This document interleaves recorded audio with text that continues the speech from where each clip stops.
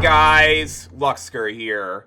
Welcome to another episode of Xeno News, a monthly news series where guests and I talk about stories related to Xenogears, Xenosaga, and the Xenoblade games. I am joined by Nishiquik, who is a pretty well-known, Xeno content creator right now in the Xeno community, growing really steadily, and is very excited for Xenoblade X Definitive Edition coming soon, too. How are you doing, Nishiquik? I'm doing good. Thank you so much for having me once again, and I appreciate that you think that I'm one of the well-known Xeno content creators. I'm trying my best, and I think things are going good. And yeah, I'm very excited for Xenoblade Chronicles X Definitive Edition. Even though I literally just beat the game last summer, I'm very excited to jump back in once again. So yeah. As for me, who's just barely even played the game at all, I'm very excited to just hop right in and just see like where things go. Yeah. So very fun stuff. We're gonna be talking about the Xenoblade X previews along with something else as well that has also happened in February relating to a certain game's anniversary. So can't wait to talk about that. Oh yeah, most definitely. Especially since I beat that specific game this August. So yeah. Yeah, very fun stuff. So yeah, don't forget to like, subscribe, and hit that notification bell to be notified on more videos like this one. It helps improve my motivation to make videos each and every day. Let's go ahead and talk about that very special anniversary news that I briefly mentioned earlier. And Square Enix did like a live stream for Xenogears' OST along with some arrangements as well. And it was like a 9-hour long stream, and it would. I'll be quite honest. Like, I've heard some really awful things about it. Like the live stream itself, it was just not very good. The stream itself kept repeating like at certain points, and like it was just basically a loop of just the music over and over again. The bit rate and the buffering wasn't very good, even for people that live in Japan, which is where Square Enix were live streaming it from. So yeah, kind of not a great stream, in my opinion. Yeah, what I was gonna say is what was a little unfortunate is it aired in the nighttime here in the States, and I jumped in. Then I initially saw that it was just the OST, and I was like, oh, I've listened to the OST so many times. I don't need to watch this, I gotta go to bed. So I went to bed, but then the next morning, I was like, oh, I'll listen to it, like, while I'm at work, because, like, it will be nice to listen to the Xenogears OST. I'll listen to the VOD. And then I go to the YouTube channel, and it's not there. It's privated, so they just took it down after, which was very, very weird, very strange decision, but luckily, one of the people from the Xenogears community, Lynn, she recorded the entire thing, so it's up on her YouTube channel, and shoutouts to her because she's the one who made my channel avatar as well. But she recorded the whole thing, and all 9 hours of that live stream are up on her channel with timestamps, by the way. So I was able to skip ahead and skip the entire like OST in the second loop, and I just listened to the covers, and some of the covers are very, very, very good. So I at least got to listen to those. They were from previous covers that Yasunori Mitsuda made. I think Kriad and like the one that released in 2012. I can't remember what it's called, but that one Myth or something. Yeah, Myth. It started with an M. Myth. Yeah, that was on there as well. I mean, it's nice. I mean, it's nice to have them on there. But, like, we already heard the OST several times, and Xeno fans in general aren't going to get anything new from this.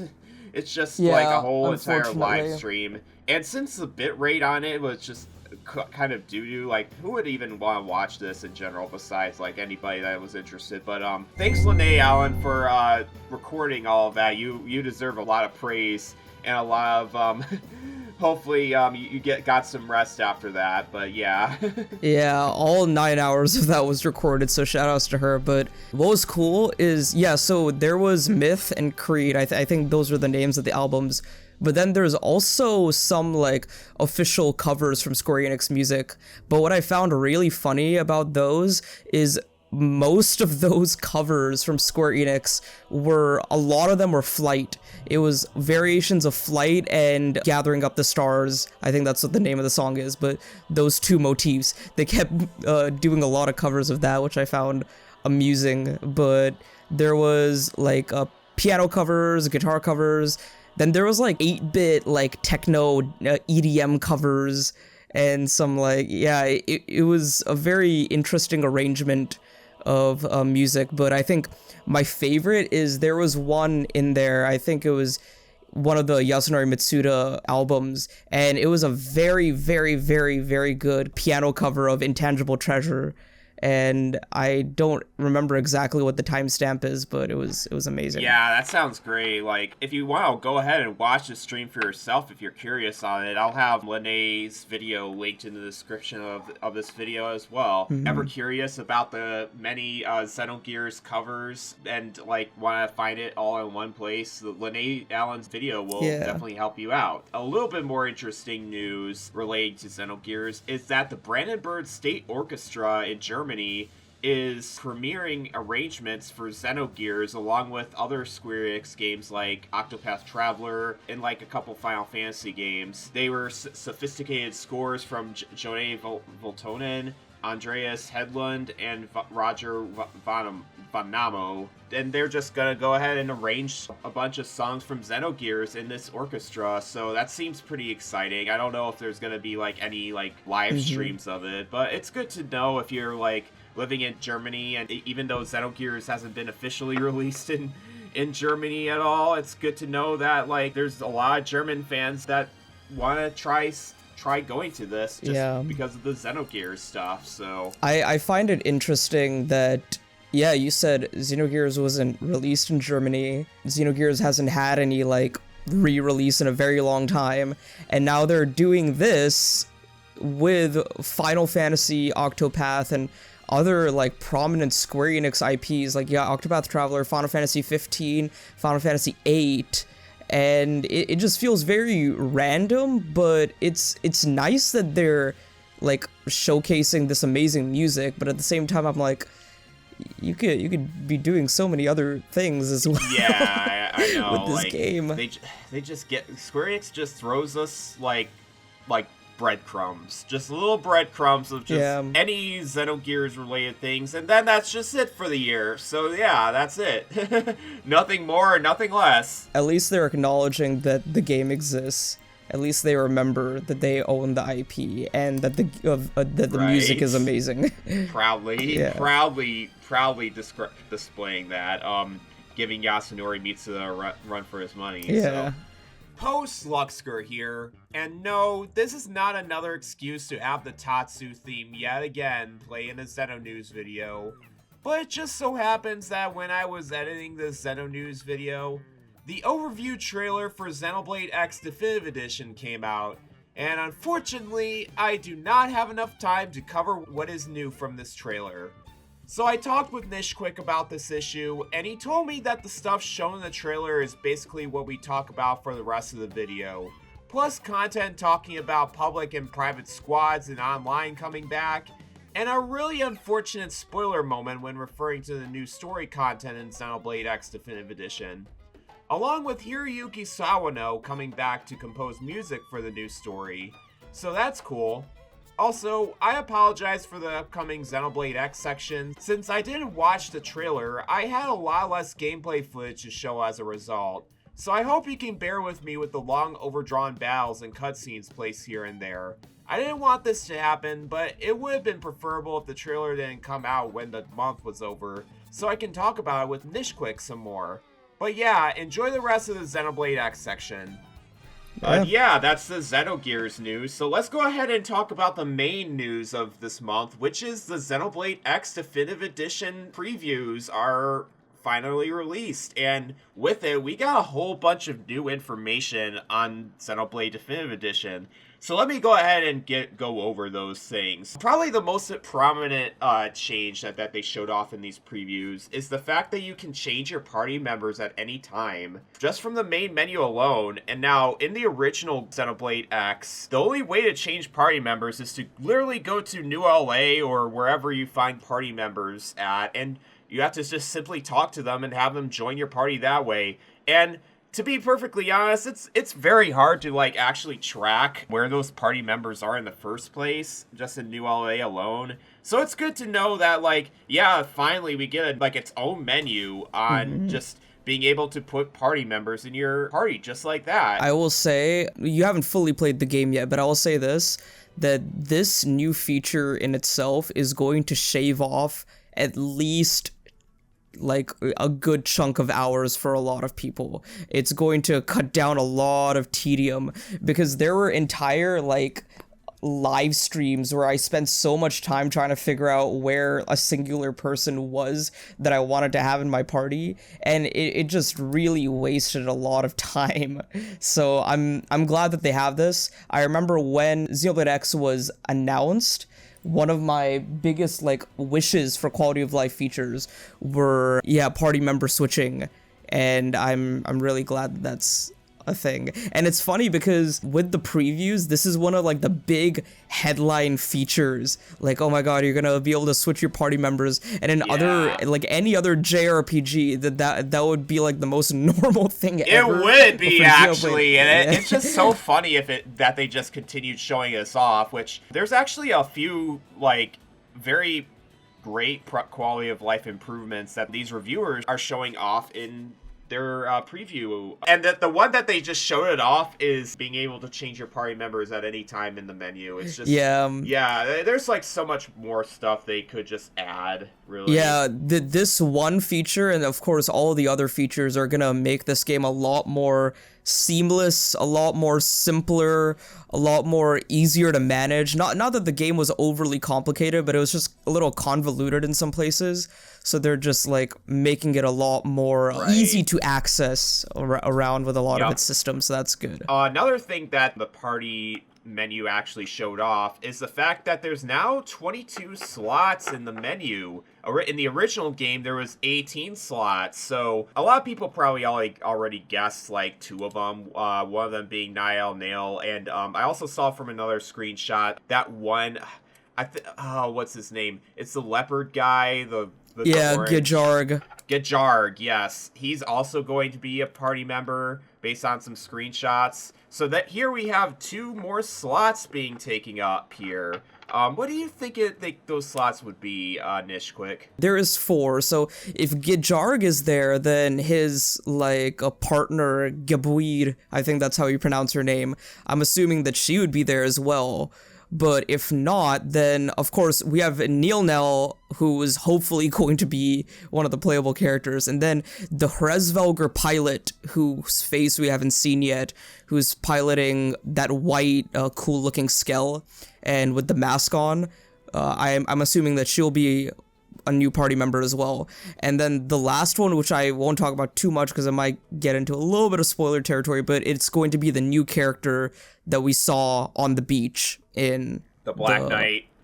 Yeah, the Black Knight. I'll just call him that for now. But yeah, I think he will hopefully be a new character that we play as, because in terms of lore and story implications, it would be a lot of fun to play around as him. Yeah, I agree too. Yeah, so let's go over some more changes, which are pretty small in hindsight. Being able to change the time however you want is actually a pretty big improvement, because in the original Xenoblade X, the only way to freaking change time is to find a bench in New LA and literally sit on it, and that's how you change the time. Thank God that they changed that. That sounded really tedious. It was either the benches or out in any of the continents out in the wild, you would find these little like rest spots where people like set up camp, and you can go inside these little like terminals and then change the time there. It was equally as convoluted, so now being able to do it wherever and whenever, like any other Xenoblade game, is great. Yeah, I don't remember if that was the case in... I don't remember how it was like in Xenoblade 1 on the Wii and 3DS, but every other Xenoblade game on the Switch has allowed you to change the time of day wherever you are. Xenoblade 1, 2, and 3. So X doing that is great. I'll say this. Xenoblade 1 on the Wii and 3DS actually allowed you to change the time via the main menu. So Xenoblade X just kind of wanted to do its own thing by changing the time. I just didn't really understand that. It just made no sense to me. So I'm glad that they made that really obvious change here. Yeah. Next up is the quick recast, which we've known about from the previous trailer, is now called Quick Cooldown in the English version of the game. Just a reminder of what Quick Cooldown is. Whenever you use Quick Cooldown, whenever the gauge is all the way up, you can use that to recharge arts. And I already talked about that with Melia in the last video.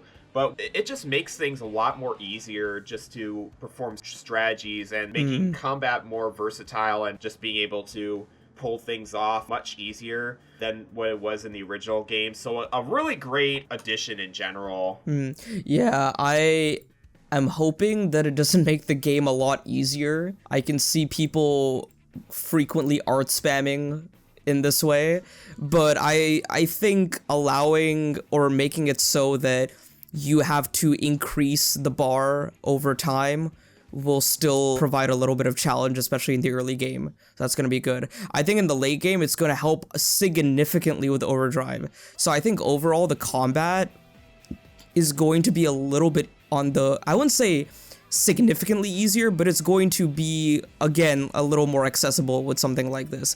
Because I remember there were times that I was waiting really long for the time to recharge to fill up because I hadn't upgraded my arts yet, or I was waiting for a secondary cooldown, which is a feature in this game, which you guys will see.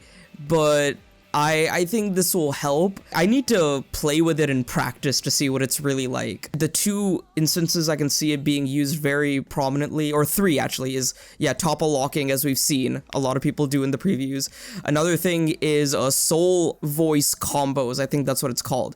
To trigger a B prompt of a soul voice, there's some art combos you have to do, and if you're like waiting for a recharge and you want to do that combo really quickly, you can do a quick recast to get it done as quickly as possible. And then, of course, overdrive.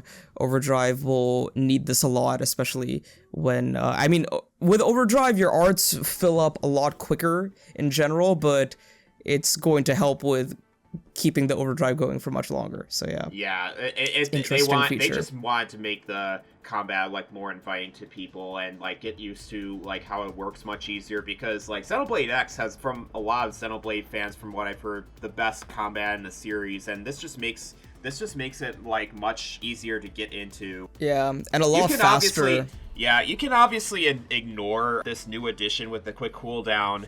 But, like, I mean, it's just fine. You can just ignore it and just play the game as usual. Yeah. I mean, that's, like, something that you can just do. And, like, you can... I don't know if there's a way to actually turn it off. Like, we'll find that out in the future. If you can actually do that just to play the game how people would originally do it, so... Another thing that this helps out with is Xenoblade 2 and 3. A lot of people like those combat systems because they felt a little more active, since you're like auto-attacking to recharge your arts, and it made things go a little bit more faster than it was in Xenoblade 1 or Xenoblade X. So I think this quick cooldown still retains the overall flow of Xenoblade X, but it just makes things go a little bit faster, so that's good. Alright, I think we've gone to probably one of the biggest changes in Xenoblade X Definitive Edition, and that's the fact that the blade levels and division points are no longer a thing in Xenoblade X Definitive Edition. I have a lot to say about this. I'll just say this right now. This is probably like one of the biggest detriments in Xenoblade X, is literally just grinding for things just to be able to make progress in Mira in general, because you needed all those blade levels just to be able to do things like field skills, for instance, in Xenoblade 2, where you can just like use to collect treasure and stuff. Along with division points, you get that stuff originally from completing quests and defeating enemies. Remind me, what do you get for division points again in the original Xenoblade X? So what I remember is you get reward tickets, which you can use to like get certain items and materials, but another thing you get is you increase your blade level. So What I really liked about divisions and the division point system is the fact that you get to choose a division that suits your playstyle. So if you like doing side quests, you can choose the mediators. If you like exploration, you can choose the pathfinders. If you like combat, you can choose the interceptors or the harriers. Because the more you do things relating to that division, like I was an interceptor during my playthrough of Xenoblade X, so the more new enemies that I fought, the more my blade level would increase. But if you're like a pathfinder, the more probes you find, the more your blade level would increase. And like if you're a mediator, the more side quests and affinity quests you do, the more your blade level would increase. So that was like a nice incentive for playing the game the way you wanted to be played, because there's many ways to experience the game, like exploration, collecting items, or fighting enemies, or doing side quests, or things like that, or finding treasure. That was another division. So I like that you were rewarded for whatever your favorite thing was to do in the game. You're rewarded for that, and thus, like, I didn't necessarily feel hindered by field skills, because I was doing what I liked and then getting rewarded for it, and then going and being rewarded by getting more of the Frontier Nav stuff through the field skills. But I can understand that if there's like a very high level field skill check, like you find a piece of treasure and it's like level 4 archaeological, and you're like, oh, I haven't leveled up archaeological in a while. That's kind of, I have to like remember that this is there and come back for way later. So it eliminates that, so that's a good thing. But otherwise, eliminating divisions and division points entirely is a little bit sad. I know some of my friends were saying that they could have probably just lowered the requirements, which I probably would have preferred, but this isn't like a massive like downside with definitive edition or anything. It's still overall what it's going to do is it's going to make the game a lot easier, a lot smoother, and again, like with all the other quality of life features, it's going to significantly reduce the time you spend in the game, so that's good. Yeah, in a way. Right. I would just admit, like, I feel like stuff like this with just grinding in general, just basically what all it is with the blade levels and division points, you're just literally grinding through it by exploring around the world, filling out side quests, finding enemies. It just takes a lot of time to do, and all just for like this mechanic that you use, just that's basically field skills from Xenoblade 2. Like, why would you even want to just do that? Yeah,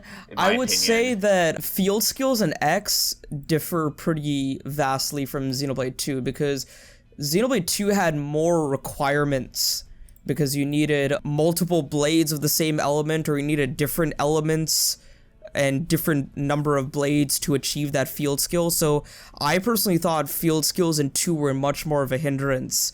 And the problem with field skills in 2 is many of those field skills could not be satisfied with blades that were in your party via the story. So you had to rely on the gacha to get certain blades of certain elements, and then level those up to get certain skills on the nodes on the affinity chart. So I would say Xenoblade 2 made you grind a little bit more for those. Whereas Xenoblade X, like I said, it's kind of baked into your specific playstyle. So it never felt like I was truly grinding. But with Definitive Edition, it still kind of makes it a lot easier. And 2 or 3 games I can equate this to is Breath of the Wild and Tears of the Kingdom, where you can go to any tower or any shrine right from the beginning of the game, so that's good. It gives you that openness. And then, of course, Xenoblade Future Redeemed.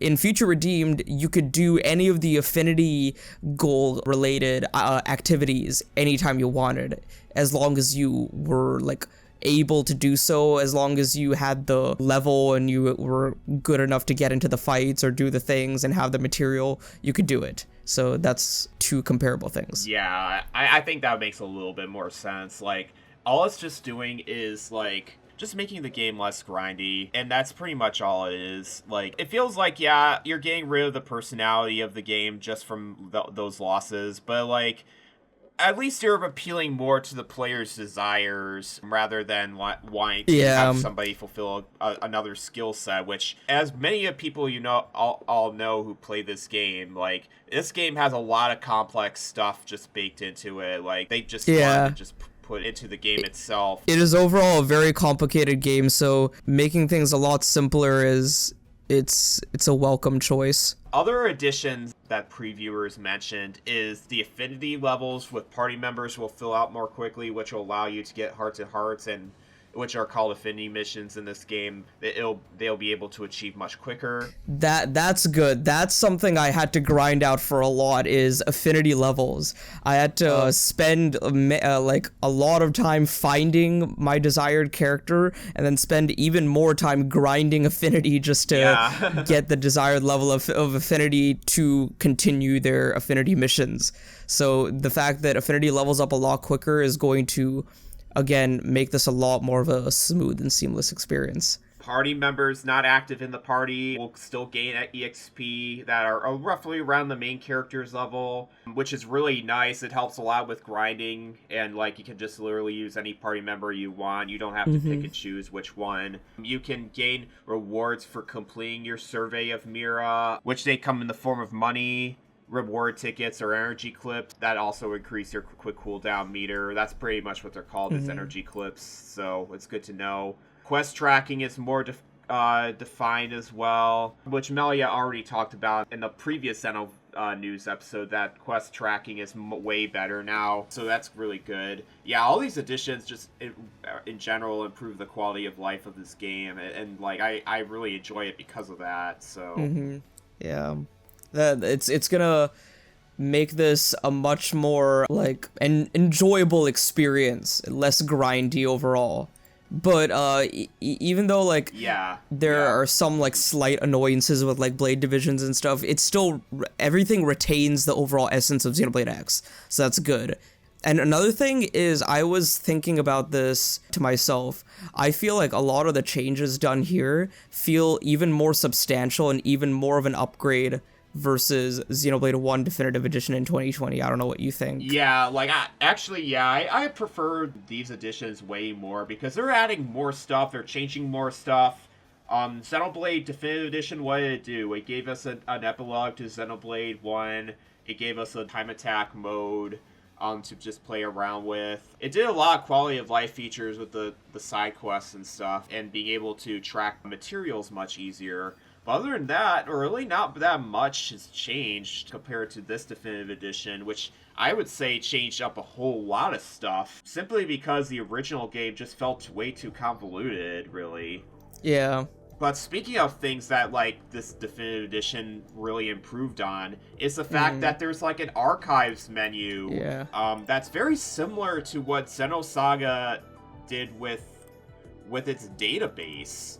So basically, you're getting a database, but in Xenoblade X, which is really cool to see, because, like, a lot of, like, if any fans from Xenosaga, like, wanted to have something like this come back, now you have it back here, and wow, it's just a really great way to just basically introduce new players to Mira, because, like, like I said before, there's a lot of things to know about in Xenoblade X, and it can also be really convoluted. And here we basically have Xenoblade X database to basically, like, know everything about, like, what this game is. And I'm really excited for this, because, like, I think the database, the Xenosaga games, really helped show, like, like, the lore of the series better to players, and be able to, like, just remember and retain things better. Because, like, the Xeno games, if you already know this, it's a really complicated series and a lot of interesting definitions to know about,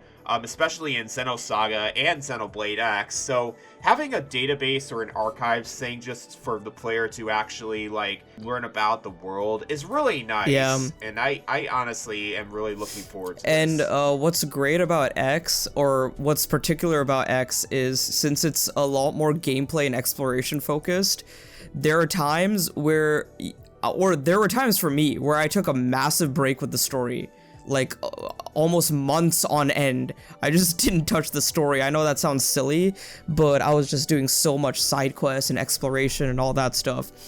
And I would want a refresher on the story. So something like this to refresh myself on characters and lore and story beats and all that it's a welcome change. So that's good. Also, like, I don't know if you just realized this, but check the name of the character that's like right here at the Oh top. yeah, I did see that. Yeah.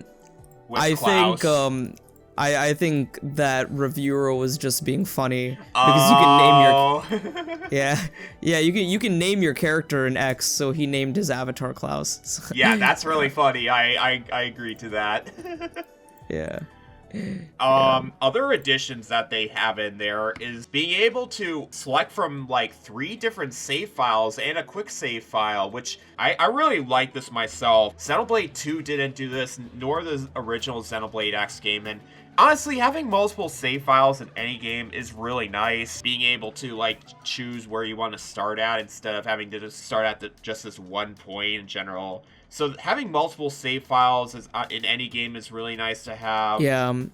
It tracks your game time, the levels and stuff, without having to start the game first. I think if there's a Xenoblade 2 Definitive Edition, they have to include this. There's no reason to not include multiple save files. Mm-hmm. Yeah, I was wanting this feature in Xenoblade 2 the most, but I'm glad we're getting it in X, so that's good. Yeah, especially since with how long and like convoluted X is, it just makes it much more easier to like go back to a previous save file if you ever need to.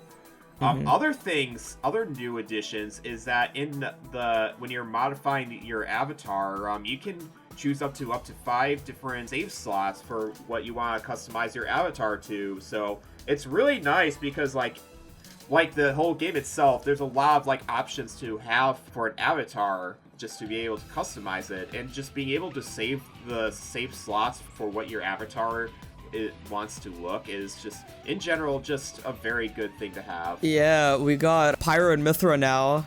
That's cool. For the avatar, we were confirmed to have hairstyles for Nia. We did see Mithra. Yeah, we have last time. Yeah, we have Mithra. And then we saw one other person. We saw, and now this time we saw like the Pyra and Mithra crowns, so you can color their hair and get the tiaras. And then we saw Malos, we saw Shulk for the guys, and then we saw Mio's hairband. Yep. So we got those. I'm hoping to see going all in with the both hairstyles. Yeah, I hope we see both young and adult Rex and Shulk hairstyles. So yeah, and then I hope we see Noah with the ponytail hair. And if they're feeling slightly generous, this might be asking a little too much, but if they can give us Faye hair, Bart hair, Ellie, Cosmos, Shion, that would be amazing. I mean, as to well. be fair, Cosmos V2's headgear is a thing that you can customize your character with. Yes. But I don't know. I think it's her visor. We may have Cosmos hair, but I'm not so sure about Faye and Bart and all those characters. I mean, I'm sorry to say that, but like, I feel like they wanted to just keep it within like the Xenoblade franchise and nothing else. Yeah. It would be cool to have, and it will be especially surprising for me. I just don't think that's gonna happen personally. But these hairstyles are really nice. Like, I feel like if you want like Pyra and Mithra to like be in the game and you can just play as them, you can have that option in there and like pretend that you're Pyra in the game, which is kind of funny. I like how it just celebrates the whole entire series by just having those hairstyles be in there. So I would like to actually see if they add more voice options as well. See if they have that, because like they didn't show them off in the previews, and that makes me disappointed. But whatever, it's okay. They did all they could just to basically make Xenoblade X better, so... I hope we get some more voice options like David Mencken, Amy Fionn Edwards, Harry McIntyre. Oh, that would be cool. Yeah, well, I've been watching Harry McIntyre's streams, but he hasn't really said anything about Xenoblade X. So I don't think he would talk about that. I would be personally surprised if his voice was able to make it in this game like that. I've been watching his streams so many times, and he just doesn't reveal that stuff already, and that would be a really nice surprise. I mean, as a voice actor, he's probably like, if he's in the game, he'd probably be under NDA or something, so he probably wouldn't be able to say anything about it just yet. But If we see his name in the credits, or if we see his name in the selection of the avatar voice, I would be very happy, and I would choose him, because I chose Adam Howden for X on the Wii U, so I had a Shulk voice. So I'll see who I choose this time. Yeah, really cool stuff. But yeah, that should be all the new stuff that I know about. Do you have anything new to share that hasn't been covered in the previews, Nishiquik? For Xenoblade X, not entirely. We gone through pretty much everything. I think we did go over everything. If there's anything else, I can like DM you later about it. But there's one thing I do want to say. We haven't seen anything beyond Chapter 5, and that makes me kind of assume that Chapter 5 and beyond is where we're gonna start seeing some of the new characters pop up. And I was kind of theorizing that this will be sort of like situation similar to Persona 5 Royal, where the vanilla Persona 5 had the base game experience, but Royal not only added extra content to the end of the game, but also sprinkled new content throughout the base game as well. So I think that's what Xenoblade X is going to do as well. It's going to sprinkle new content throughout the game, which will probably be seen post Chapter 4, Chapter 5, and beyond. And then it'll tack on a few extra chapters at the end of the game.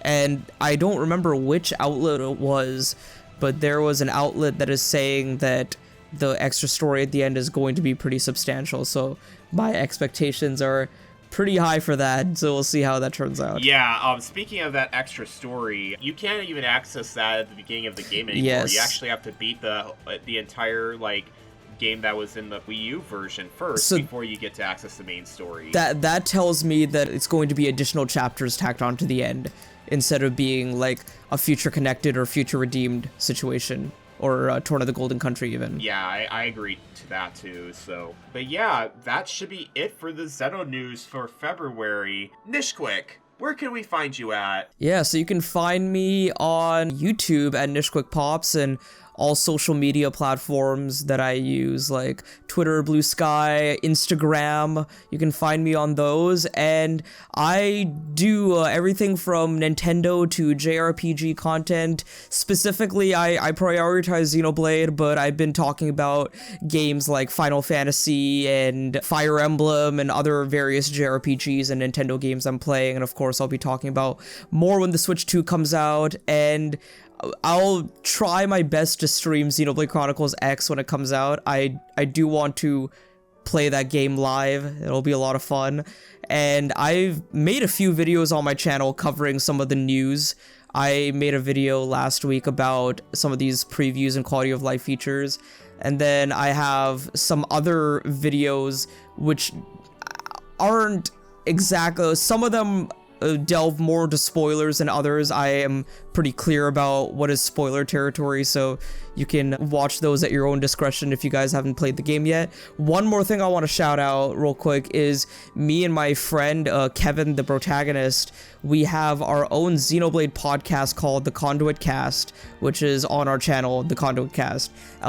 We recently released an episode about our Xenoblade hot takes in January, and hopefully sometime this coming week we'll be releasing another episode about our most emotional moments in the Xenoblade series, and then we'll be talking about X when that comes out as well on there. So yeah, thank you so much for having me, Luxker. Yeah, really fun stuff. So yeah, I really can't wait to play Xenoblade X, hopefully with you and some of my other cohorts as well.